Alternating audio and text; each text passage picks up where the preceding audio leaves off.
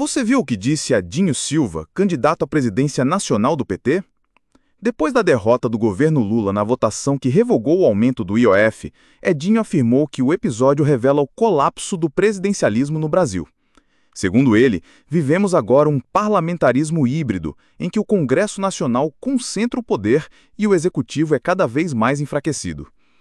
A declaração foi feita em entrevista ao site Poder 360, onde ele atribui o revés do governo não a falhas políticas, mas a um desequilíbrio institucional entre os três poderes. Essa leitura tem um fundo de verdade, sim. O Congresso tem ampliado seu controle sobre o orçamento público, usa as emendas como moeda de chantagem e impõe uma agenda econômica muitas vezes contrária à vontade popular. O caso do IOF é um exemplo claro disso. O governo Lula editou um decreto aumentando a alíquota do imposto para garantir mais recursos para os investimentos públicos.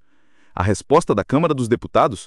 Uma votação relâmpago, com 383 parlamentares revogando a medida, sendo que mais de 200 deles são de partidos da base do próprio governo. E o que dizer do Senado, que aprovou a revogação de forma simbólica, sem nem contar os votos? Mas a pergunta que não quer calar é: será mesmo que o problema é só institucional? Será que estamos apenas diante de uma crise de formato, de um presidencialismo esvaziado? Ou será que o problema é muito mais profundo e envolve também a forma como o governo e o próprio PT vêm se relacionando com o Congresso, com o povo e com o próprio projeto político que dizem representar?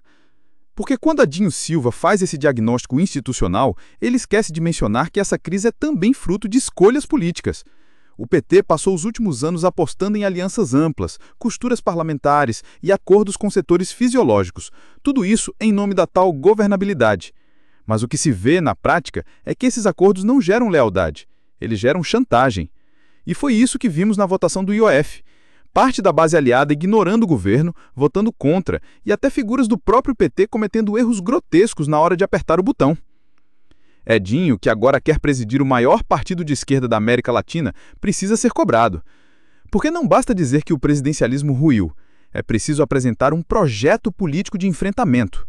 É preciso reorganizar a base social do partido, recuperar sua capacidade de mobilização, construir uma bancada que não seja apenas numericamente ampla, mas ideologicamente comprometida. O PT não pode mais ser um instrumento apenas de conciliação, precisa voltar a ser um instrumento de transformação. Edinho fala do desequilíbrio entre os poderes, mas não diz uma palavra sobre o desequilíbrio dentro do próprio partido, que parece cada vez mais distante das ruas, das periferias, das lutas concretas do povo.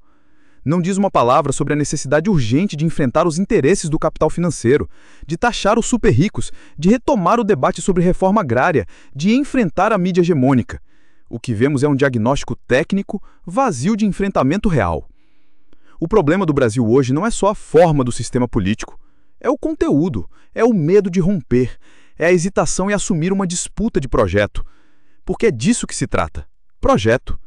De um lado, um Congresso dominado por interesses empresariais, agroexportadores, religiosos fundamentalistas e bancadas que representam tudo, menos o povo. Do outro, um governo que tenta manter uma agenda popular, mas que recua sempre que é pressionado. E um partido que deveria liderar a resistência, mas que muitas vezes prefere o conforto das negociações. Edinho Silva, como candidato à presidência do PT, precisa ser cobrado. Porque não basta dizer que o presidencialismo ruiu. É preciso apresentar um projeto político de enfrentamento. É preciso reorganizar a base social do partido, recuperar sua capacidade de mobilização, construir uma bancada que não seja apenas numericamente ampla, mas ideologicamente comprometida. O PT não pode mais ser um instrumento apenas de conciliação, precisa voltar a ser um instrumento de transformação. A derrota do decreto do IOF foi um alerta, mas não é o fim do mundo. Pode ser, aliás, um ponto de virada, se houver coragem política. O governo Lula tem legitimidade, apoio popular e um programa que pode reconstruir o Brasil. Mas precisa de uma base sólida, e isso só se faz com mobilização, com enfrentamento e com um partido à altura do desafio. Chega de explicações que não apontam soluções. Se o presidencialismo ruiu, está na hora de reconstruir algo novo, mas com o povo no centro e com um projeto de esquerda firme, corajoso e popular.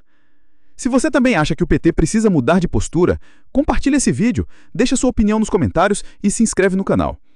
Porque o debate político precisa sair dos gabinetes e voltar para onde ele nunca deveria ter saído: o coração da luta social.